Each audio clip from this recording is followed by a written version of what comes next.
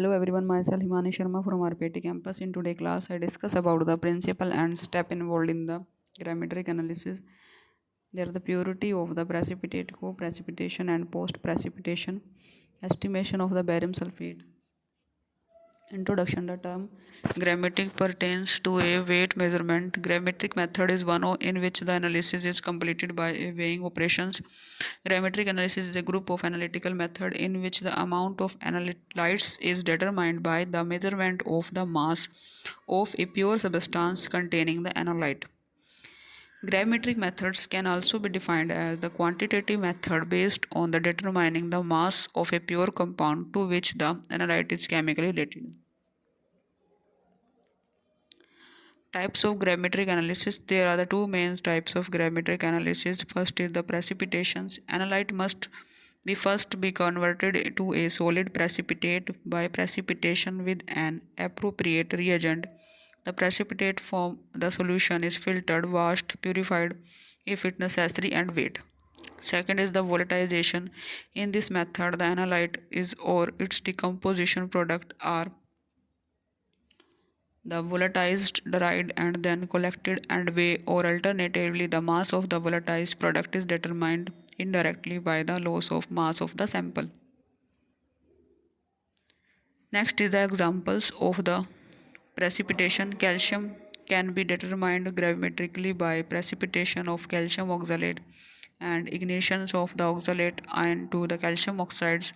Ca2 plus C2O4 is converted into the calcium chromate C2O4. This precipitate thus obtained are weighed and the mass of the calcium oxide is determined.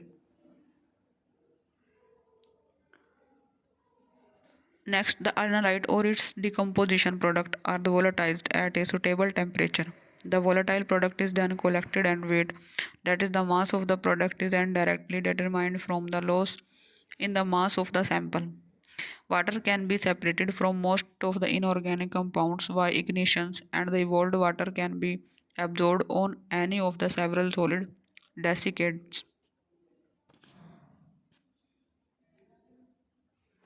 The weight of the water involved by the calculation from the gain in weight of the absorbent. Not all the insoluble precipitates are well suited for the gravimetric analysis. Criteria for the successful determinations. For a successful determinations in gravimetric analysis, the following criteria should be met.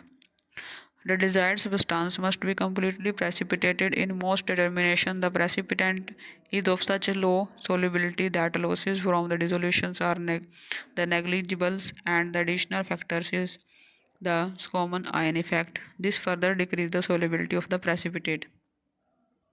Example: when there are the silver is precipitated by addition of chlorine Ag plus Cl.